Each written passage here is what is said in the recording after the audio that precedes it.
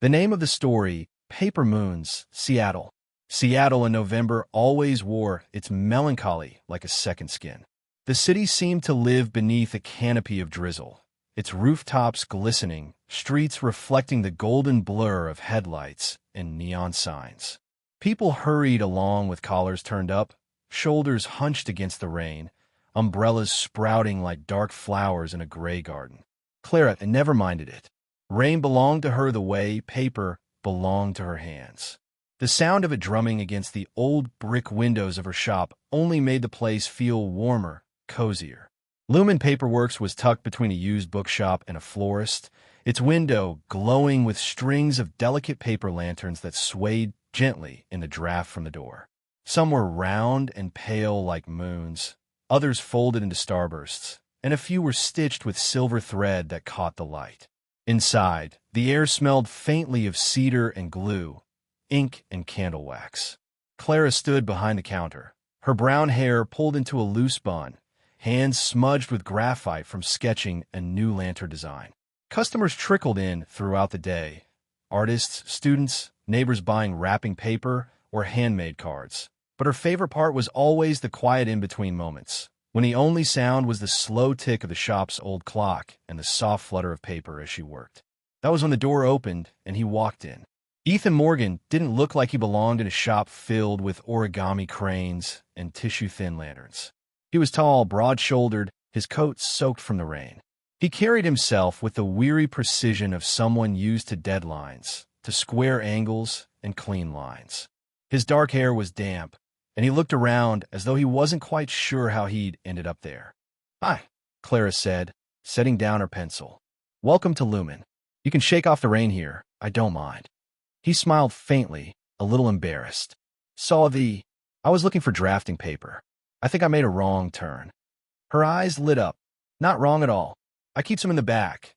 Architects use it sometimes, though most people come here for fluffier things." She gestured toward a display of paper moons dangling in the window. Ethan followed her gaze. His tired expression shifted just slightly. Something in those lanterns seemed to catch him. They glowed softly against the gray outside, as though each one held its own piece of the night sky. "They're beautiful," he said quietly. Clara smiled, the kind of smile that warmed even a stranger. "Thank you. I make them by hand. Paper can hold light better than people think." For reasons he couldn't explain, Ethan lingered instead of excusing himself. He waited while she disappeared into the back, returning with a neat roll of drafting paper. She placed it on the counter, then hesitated. "Actually," she added, "you look like someone who could use this." She reached under the counter and lifted a paper globe lantern, about the size of a basketball. Its surface was etched with faint lines of constellations drawn in silver ink. She held it carefully, as though it might float away. "A globe for your office," she said. "For balance. Or wonder. Or both." Ethan blinked, caught off guard. "I can't just take that." "You can," Clara insisted softly. "Consider it a gift. My paper moons are happier when they're seen." He wanted to protest, but the kindness in her eyes disarmed him. So he accepted it, awkwardly, carefully, as though holding something more fragile than paper. And maybe it was. When Ethan left the shop, the rain still fell, steady, unrelenting. But when he glanced at the glowing globe in his hands, for the first time in months, he felt a spark. Not of duty, not of deadlines. Of possibility. The paper globe sat on Ethan's desk for a week before he touched it again. At first, it felt almost out of place in his office. A soft, glowing sphere amid the cold blueprints and metal rulers, stacks of technical reports and sharp-edged models. But every evening, when he flicked on its small bulb, the lantern filled the room with a quiet, silvery light. He found himself staring at the constellations etched across its surface, tracing their shapes absent-mindedly, while ideas began to move, almost reluctantly, in his mind. He hadn't felt that in months. Architecture had once been his language. He had studied it for the thrill of bringing vision into form. Lines into spaces people could inhabit, memories could grow within. But somewhere along the way, deadlines, committees, and sterile commercial projects had dulled the wonder. The paper globe whispered of a gentler balance, structure that glowed, design that breathed. On the 8th day, Ethan went back to Lumen. Clara looked up from behind the counter when he entered. The bell above the door gave its usual chime, and her smile came as naturally as sunlight. Drafting paper again, she teased. Maybe, Ethan said, then hesitated. But mostly, I wanted to thank you. The globe is, well, it's become part of my office. And maybe my work again. Her smile deepened. Then it's doing its job. He lingered as she wrapped a few sheets of vellum for him, finding his gaze drawn again and again to the lanterns swaying in the window. Their fragile forms made the rainy day outside seem softer.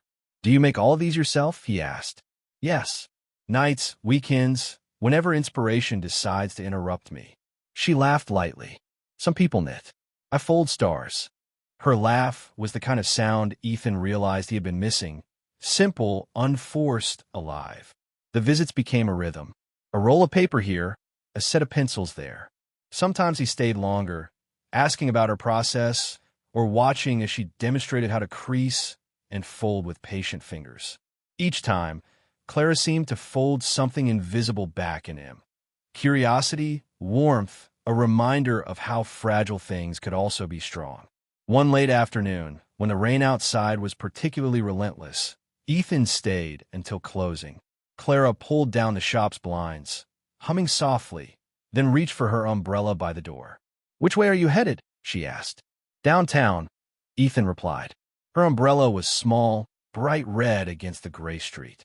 Without much thought, she lifted it toward him. "We can share." And so they did. The two of them walked close, their shoulders brushing beneath the single arc of color in a city washed silver by rain.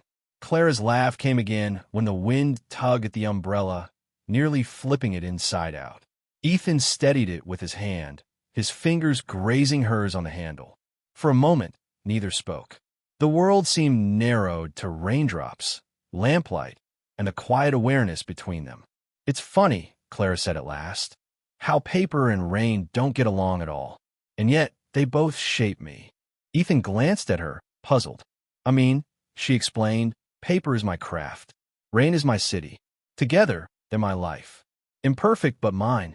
Ethan thought about deadlines, about boardrooms, about the gray exhaustion that had swallowed him for so long.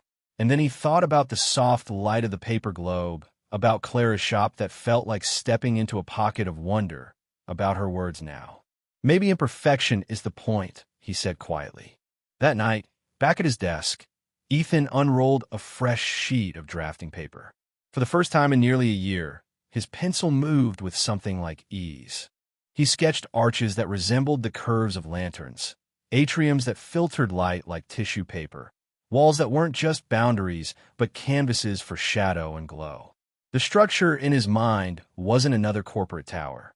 It was something gentler, a community space, a library perhaps, a place where light and quiet belonged as much as bricks and steel. And in every line, he found Clara's shop. The next morning, he stopped by Lumen again. She looked up, surprised but pleased, as he held out his notebook. "Would you mind looking?" Ethan asked. Clara studied the sketches with careful eyes. The lanterns above them swayed softly, as though nodding in approval. "It feels alive," she said at last. "Not just designed, but breathed into, like it's listening." Her words struck deeper than any critics ever had. For the first time in years, Ethan Morgan felt certain. He was building something that mattered. And he wasn't building it alone. The first time Clara saw the drawings pinned across Ethan's office wall, she stopped in the doorway, breath caught. Light. That was what she noticed most. His lines weren't sterile or rigid the way she had expected an architect's to be. They curved, they opened, they welcomed. Paper-thin panels that caught daylight, vaulted ceilings that scattered it like lanterns. A central hall, shaped not for grandeur, but for gathering. "It's a cultural center," Ethan explained quietly, almost as if afraid to disturb her awe. "A space for the community. Readings, workshops, exhibitions.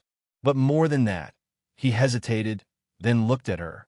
"I wanted to feel like your shop, like stepping into light when everything outside is gray." Clara turned to him slowly, her heart pressing hard against her ribs. No one had ever said something like that about her. About the little world she made with paper and thread and glue. "You built this because of me?" she asked softly. "Because of you," he admitted. The silence that followed wasn't empty. It was full of unsaid things, of the way his gaze lingered, of the warmth in her chest that spread like spilled ink. Winter deepened, and so did their connection. Ethan stopped calling her shop. It became their shop in the way he spoke, a place he stopped by not just for supplies, but for Clara herself.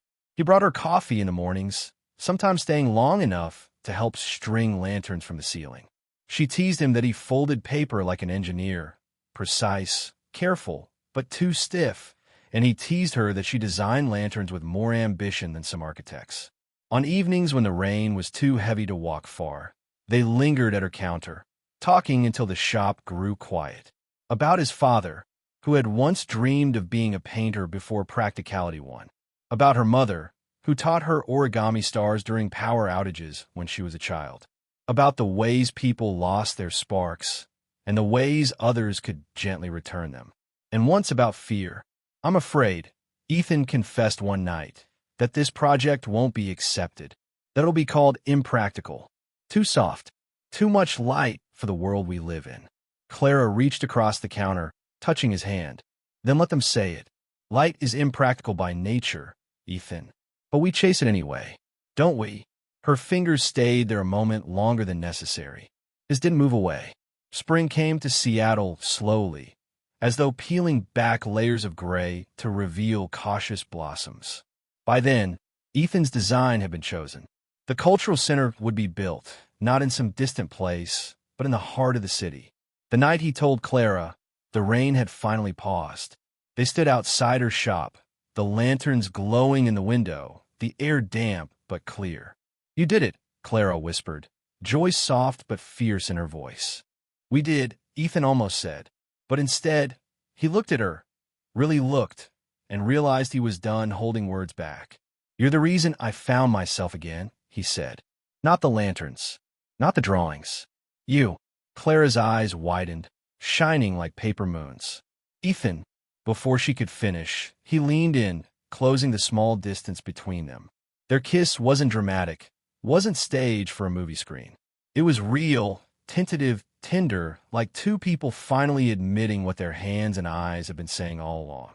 When they parted, Clara laughed softly, resting her forehead against his. "About time," she whispered. Months later, the cultural center opened. People stepped inside its light-filled halls, marveling at the interplay of paper-thin panels and glowing atriums.